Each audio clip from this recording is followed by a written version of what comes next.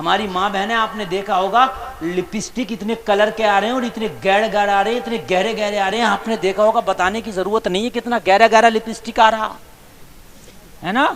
उनको खूब लगा के, कभी मेरी माँ बहनों तुमने ये भी तो सोचा होता ये लिपस्टिक बनाया किस चीज से जा रहा।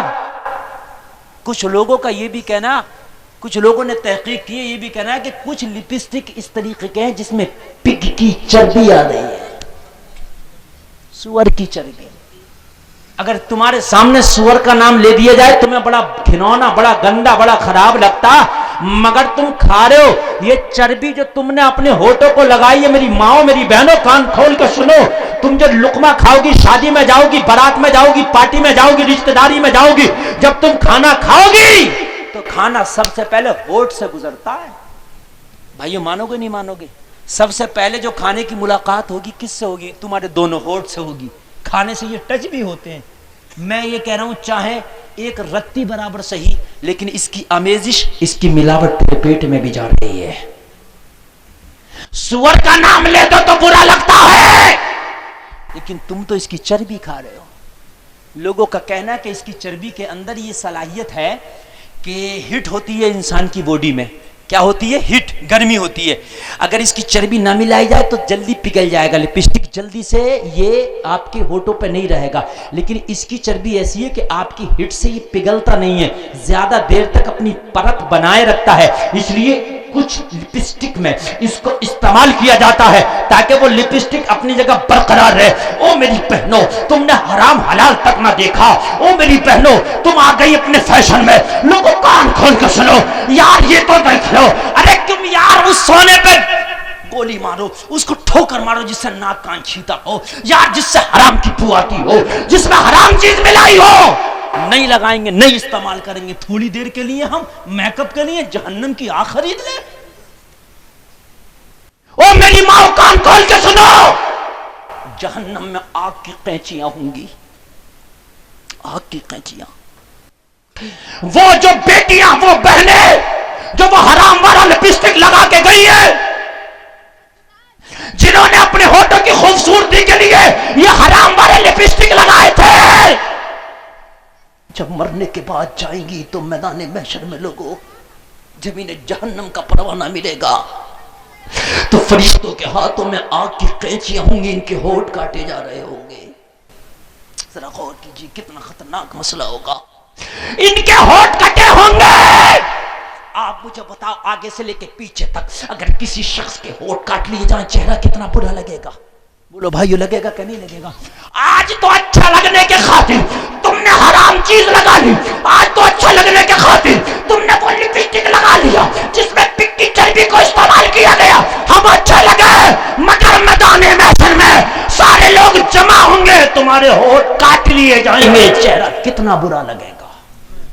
जरा गौर तो कीजिए, आज तो तुम्हारी बारात में 1000 लोग होंगे, जबकि तुम्हारा चेहरा दिखाना हराम था, होठ दिखाना हराम था, बेपर्दा रहना हराम था। लेकिन मेरी बहनों, जरा अपने दिल से फैसला करना। और मेरे भाइयों, तुम अपनी बीवियों को, अपनी बहनों को मेकअप किटलाते हो, मैं मना नहीं करता, मगर हराम चीज अपनी बहनों को, अपनी बीवियों को ना ला के दिया करो। कहीं ना कहीं तुम भी गुनाहों में शामिल हो। आज अच्छा लगने के खातिर तुमने जो लिपस्टिक लगाया था, क़यामत के दिन होठ काटे गए हैं, बगैर होठ के लोगों खड़ा होगा, सब लोग देखते होंगे, हाँ इसका चेहरा कितना बुरा लग रहा है। आप मुझे बताओ, किसी के होठ काट लिए जाएं तो चेहरा कैसा होगा उसका? जरा तसव्वुर कीजिए, आप जरा तसव्वुर कीजिए।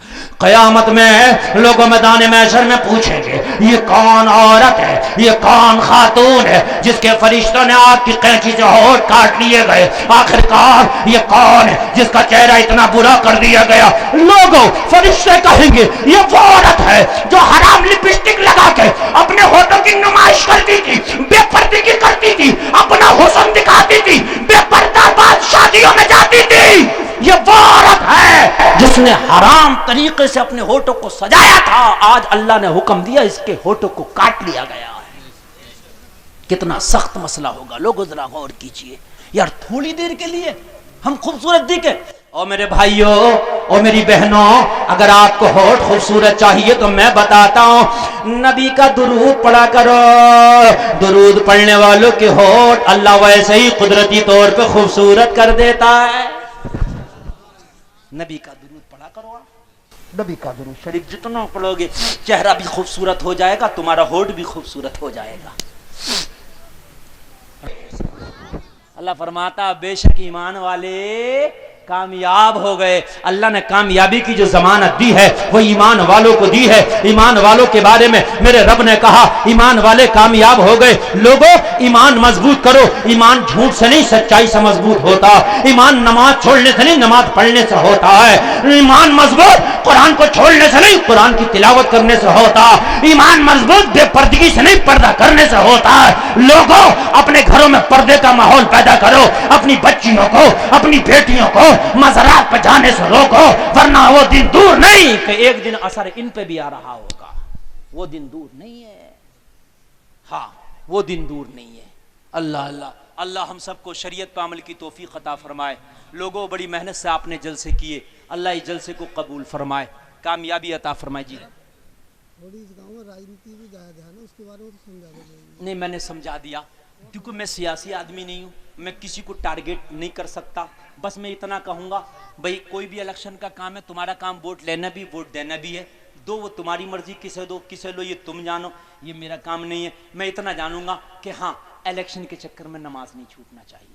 आप इलेक्शन लड़ाओ, खुशी खुशी लड़ाओ, आपका हक है वोट का देना अधिकार। लेकिन जब आपका नमाज का टाइम हो तो अपनी बैठक छोड़ दो, आप नमाज पढ़ो पहले, है ना भाइयों। इसलिए कि भाई जिसे इलेक्शन MP MLA प्रधान जो भी बनाओगे मेरे भाइयों, वो 5 साल तक है। लेकिन अल्लाह तो मरने से पहले भी है और मरने के बाद भी है ना भाइयों। मरने से पहले भी अल्लाह से हमारी सब कुछ हाजतें पूरी होती हैं, मरने के बाद भी हमारी हाजत को अल्लाह पूरी करता। मेरे भाइयों, आपका अधिकार जिसे चाहो लड़ाओ भिड़ाओ, ये तुम्हारी मर्जी है, लेकिन उसके लिए खुदा के लिए झूठ ना बोलो। हम बहुत से लोग ऐसे होते हैं कि इलेक्शन के लिए झूठ बोल रहे होते हैं और झूठ का पलंदा आपके सर पे लेके जाते हैं। लोगों सच्चाई से काम लो। नमाज का वक्त है, कैसे भी तेरा इलेक्शन हो, पहले तू नमाज पढ़, उसके बाद में इलेक्शन भी लड़ाओ, ये तुम्हारा काम है। वोट देओ भी लेओ भी, लोगों तुम्हारा काम है। मगर इलेक्शन के खातिर झूठ नहीं होना चाहिए, इलेक्शन के खातिर किसी को तकलीफ नहीं होना चाहिए, इलेक्शन के खातिर तेरी नमाज नहीं छूटना चाहिए।